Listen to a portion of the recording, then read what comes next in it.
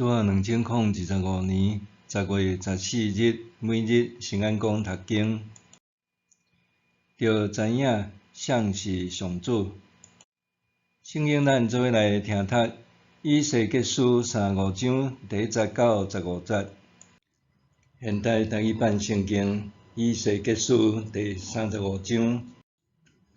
上主对我讲：人子啊，你着对异邦人传达我的信息，指责因，着甲因讲：我至悬的上主安尼讲，异邦人，我要甲你作对，我要伸手攻击你，互你趴远荒废。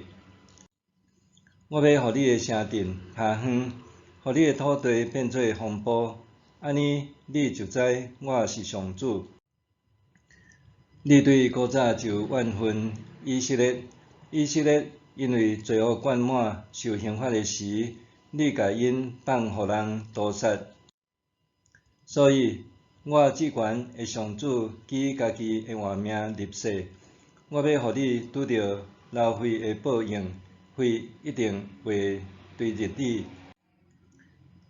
你既然无怨恨杀人流血，流人血的罪一定甲你填一世人。我要互西尼山趴远荒废，无要互人搁对遐经过。我要互以东所有的山遍满新尸，互倒刣死的人倒伫你的山峦仔、山谷甲溪沟。我要互你永远荒废，无搁有人住伫你的城镇，安尼恁就知我是上主。你捌讲，犹大甲以色列这两国甲因的土地拢是我的，要做我的产业。其实上主还伫遐，所以至悬的上主举家己的活命立誓，你安怎受气？怨妒我的子民，我嘛要照安尼对待你。我审判你的时，要互因捌我。迄时你就知，我上主有听见你侮辱以色列众山的话，讲这个山已经荒废，要互阮吞灭。你自搁夸口，无站在攻击我的话，我拢有听见。至悬的上主安尼讲，我一定要互你荒废，迄时全地要欢喜快乐。你伫以色列的地趴远的时欢喜，我嘛要照你的所做对待你。西尼山甲以东全国拢要趴远荒废，人就知我是上主。就知影谁是上主。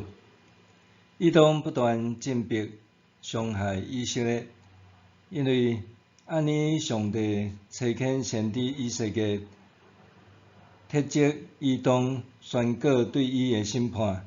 以东人，我要甲你作对，我要伸手攻击你，互你趴远荒废。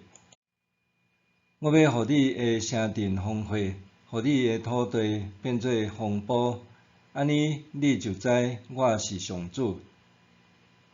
上帝的审判是出于公义，因为以东伫以色列受巴比伦侵略的时，毋但无相助，还趁机杀戮甲掠夺。为着安尼，以东必须血债血刑，因为审判是彰显上帝的主权甲公义。以东想并吞犹大和以色列两国的土地，狂妄的以东所讲的话，上帝拢听见啊！上帝爱以东知影，伊才是掌管世界的主宰。世间人是伊所创造，万国拢伫伊的掌管，伊才是全世界的主。上帝毋仅宣告对以东的审判，甲伊的终局，也要阻止不义橫行。安尼人就知我是上主。上帝并传达伊要甲受苦者和受压迫者同在的信息。无论眼前的困境是甚物，至悬的上帝必定甲因同在。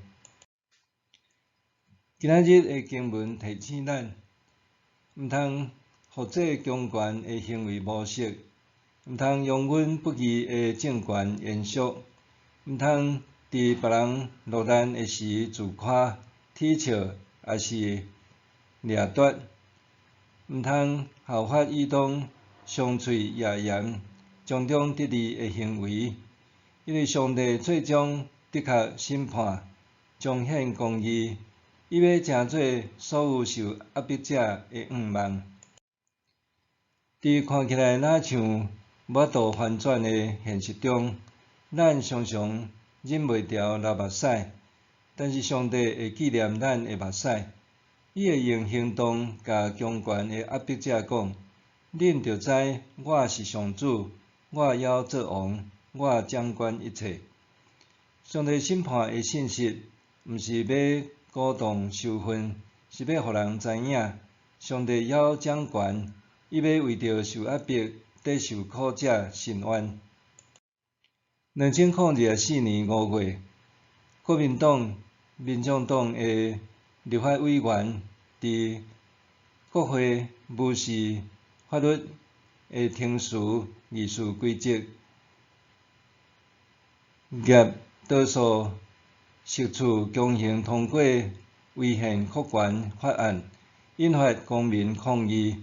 这个称作“青鸟行动”的公民运动，目的是要唤起民意代表的良知。但是公民的呼声也无法度唤醒无视民意的立委，因继续通过多项争议性法案，搁删减也是冻结国家重要预算。为着安尼，各地公民团体启动宪法复议的公民罢免权利，发起连署行动，希望透过罢免重新恢复国会殿堂正常议事功能，制定真正保家卫国的法律条文。当在野党靠势多数释出联手通过真侪无符合民意和国家利益的法案，公民团体就积极传达公义呼声。虽然罢免案最后未如公民期待顺利通过，但是至少唤起更较侪的人关注国事。上帝袂看轻任何一方，伊爱人做的是行公义、护人民、彰显真理。以世界所宣扬的审判声音，持续临到万国，希望万民听见上帝的呼声，着知我是上主。默想，人可能因为遭遇不义，心生报复，但是上帝审判绝不延前。我愿意听候上帝时间无？人可能因为遭遇不义，心生报复，但是上帝审判绝不迟延。我愿意听候上帝的时间无？咱做伙来祈祷。主啊，我相信你的公义袂欠缺。当面对敌意的时，求你帮助我学习倚靠你，互我袂振奋，只求公义实现。奉主的名求，阿们。愿上帝赐福你，身心灵拢永行平安。